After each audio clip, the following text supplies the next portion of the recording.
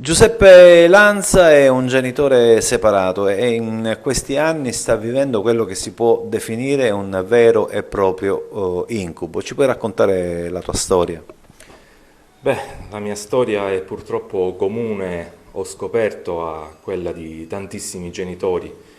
in tutta Italia e purtroppo anche nel mondo. È una storia di un genitore disperato che da un giorno all'altro si ritrova senza una figlia a casa e ancora dopo quasi 2 anni e mezzo cerca di capirne i motivi. Io oggi sono qua soprattutto per parlare, per poter essere, come dire, da esempio in un certo senso per tutti quei genitori che hanno paura di dire le cose come stanno, che hanno paura perché si sentono ostaggio soprattutto di un comparto che li dovrebbe aiutare, ovvero quello dei servizi sociali. Nella mia esperienza nella provincia di Caltanissetta in questi 2 anni e mezzo con i servizi sociali io ne ho viste un po' di tutti i colori e sostanzialmente ho scoperto, anche parlando proprio con altri genitori che non hanno il coraggio di riuscire a rendere pubbliche le loro esperienze,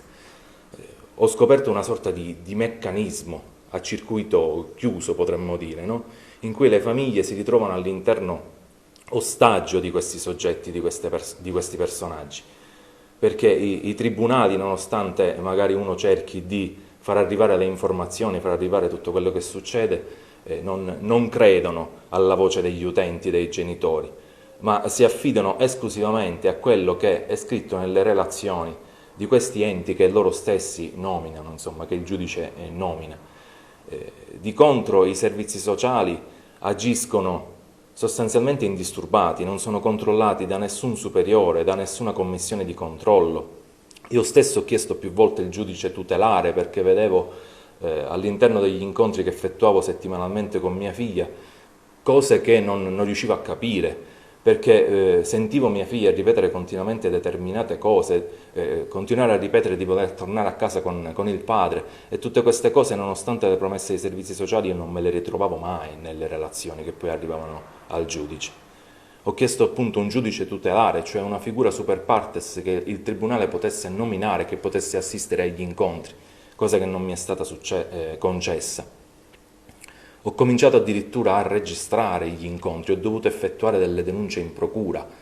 perché la situazione era assolutamente insostenibile, sballottate di decreto in decreto, sballottate di ente in ente. Io sono ad oggi arrivato, credo, alla quarta commissione di servizi sociali che mi segue in 2 anni e mezzo e sono rimasto anche quasi per tutta un'estate lo scorso anno senza un ente che mi organizzasse gli incontri,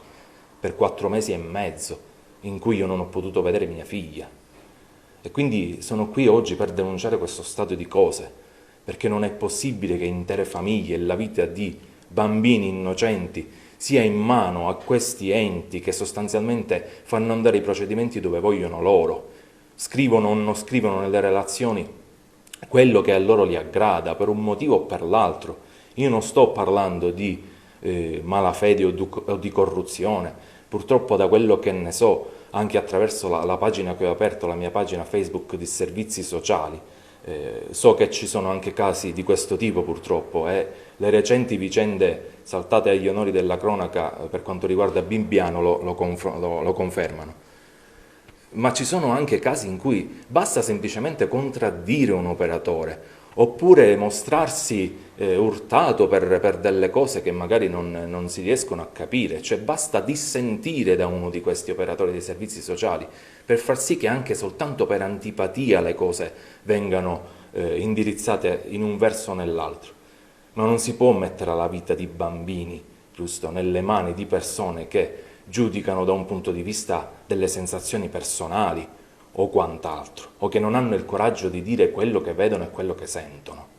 Giuseppe, lanciamo allora un appello a tutti i genitori che si trovano nella tua stessa condizione. Hai aperto una pagina social, diamo un indirizzo ben preciso, magari lì si può confrontare, scambiare idee e avere una visione più chiara di questa storia.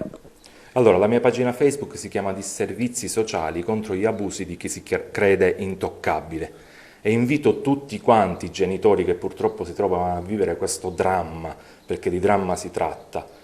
come me, a scrivere la loro storia anche in forma anonima, anche se non se la sentono senza fare nomi, eccetera, eccetera, ma di riuscire a condividere tutto quello che stanno vivendo, a far capire che ci sono in Italia migliaia e migliaia di casi di questo tipo e che non si può più tacere su questo tipo di problema.